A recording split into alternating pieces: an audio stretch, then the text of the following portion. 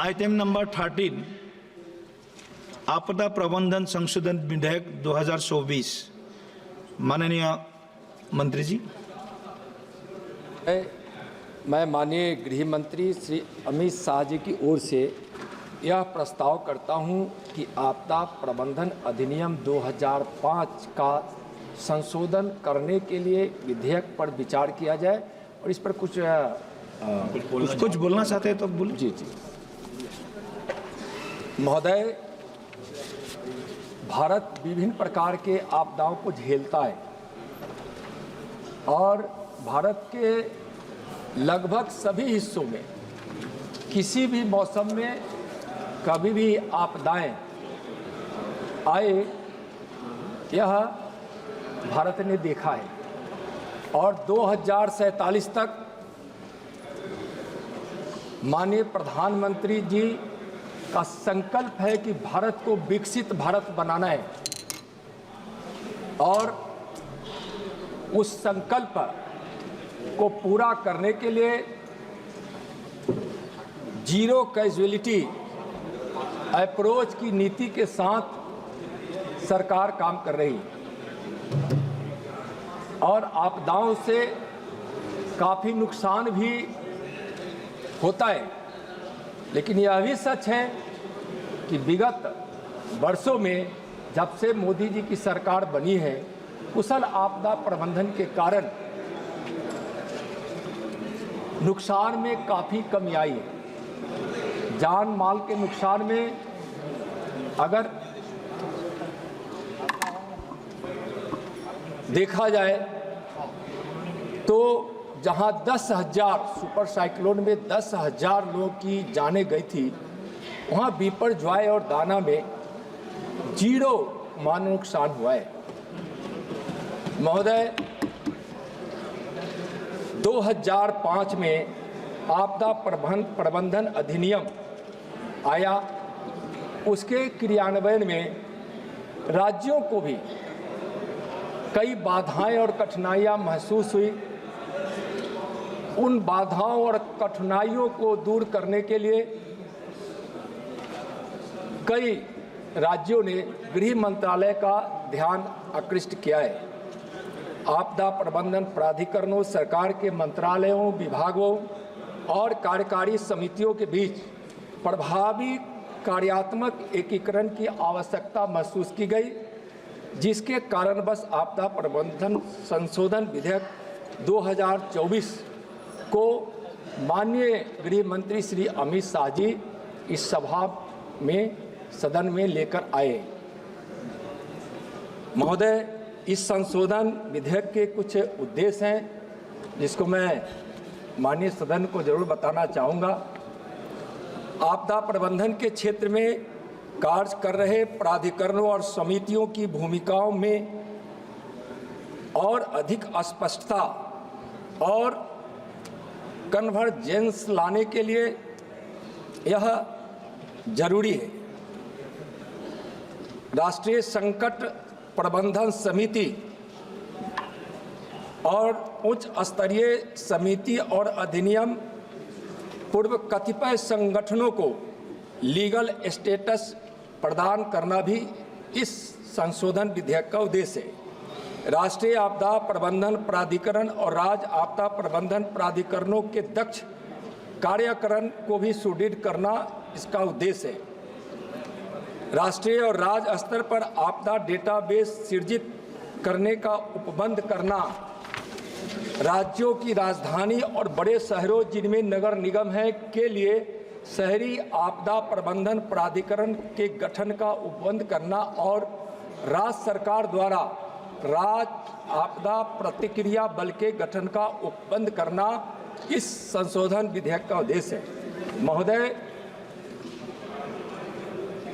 आपदा प्रबंधन के क्षेत्र में माननीय प्रधानमंत्री जी के नेतृत्व में जो कई कदम उठाए गए हैं, उसका परिणाम बहुत अच्छा आया है। फिर भी कुछ कमियां महसूस जब की गई है राज्यों के द्वारा और अन्य हितधारकों के द्वारा, तो यह लाना आवश्यक है और भारत सरकार को भी यह महसूस हुआ कि इस विधेयक को लाकर हम कमियों को दूर कर सकते हैं, आपदा प्रबंधन को हम सुदृढ़ कर सकते हैं। लेकिन इस विगत कई वर्षों में, खासकर 2014 के बाद जो आपदा प्रबंधन की कुछ उठाए गए कदमों की चर्चा से मैं स्पष्ट अवगत कराना चाहूँगा माननीय सदन को। जैसे माननीय गृह मंत्री जी, माननीय प्रधानमंत्री जी के नेतृत्व में जो कदम उठाए गए और आपदा प्रबंधन के क्षेत्र में उसका परिणाम आया है, संक्षिप्त में उसका मैं चर्चा करना चाहूँगा। महोदय, 2016 में एनडीएमए द्वारा पहली राष्ट्रीय आपदा प्रबंधन योजना विकसित की गई और इस विकसित की गई योजनाओं को पूरा देश ही नहीं, पूरी दुनिया ने अपने कई सम्मेलन के माध्यमों से इसकी सराहना भी की है।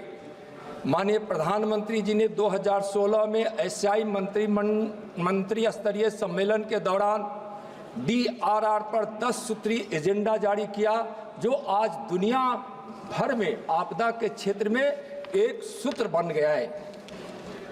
2019 में CDRI का शुभारंभ हुआ और अब तक 40 देशों और 7 अन्य संगठन इसके सदस्य बन चुके हैं।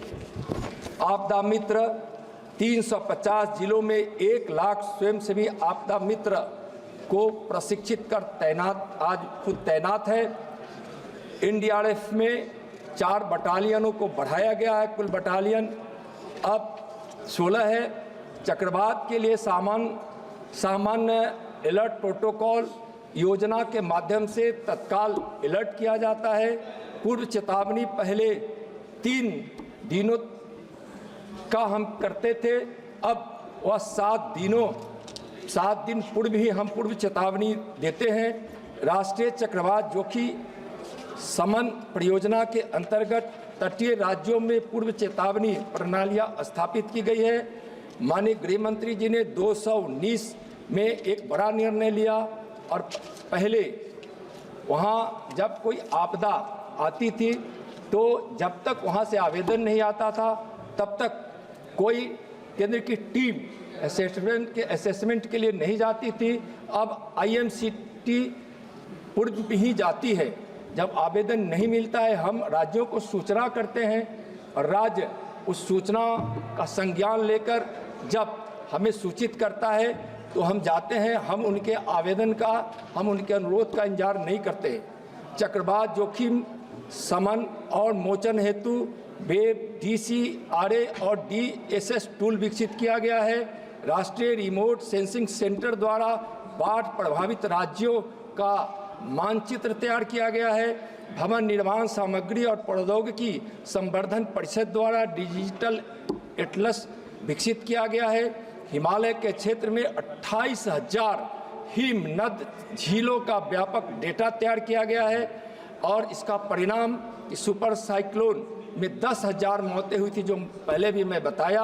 वह बीपर, जॉय और दाना में 0 कैजुअलिटी हुई है। लू से 2015 के पहले जो मौतें हुई थी वह उसके ठीक पहले 2015 के ठीक पहले 2040 लोगों की जान गई थी और 2024 में वह घटकर 244 हो गया है। NDRF ने भी अपने ऑपरेशन के माध्यम से बहुत लोगों की जान बचाया है। राज्यों महोदय, बस संक्षिप्त में अब इसको हम समाप्त करेंगे। IMD का सटीक मौसम पूर्वानुमान आज आपदा प्रबंधन के क्षेत्र में बहुत कामयाब है। हम उस नुकसान को पूर्वानुमान के आधार पर सजग होकर हम उसकी तैयारी करते हैं।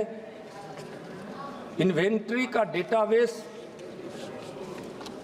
IDRN द्वारा तैयार किया गया है। एकल आपातकालीन नंबर 112 के साथ ERSS का विस्तार हुआ है। आंकड़े एकत्र करने और DRR के लिए nation disaster management information system का विकास हुआ है। India universities and the institutions network for disaster risk reduction की स्थापना हुई है।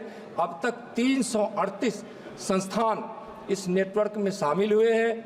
एनडीआरएफ द्वारा स्कूलों में सुरक्षा कार्यक्रम चलाए जा रहे हैं।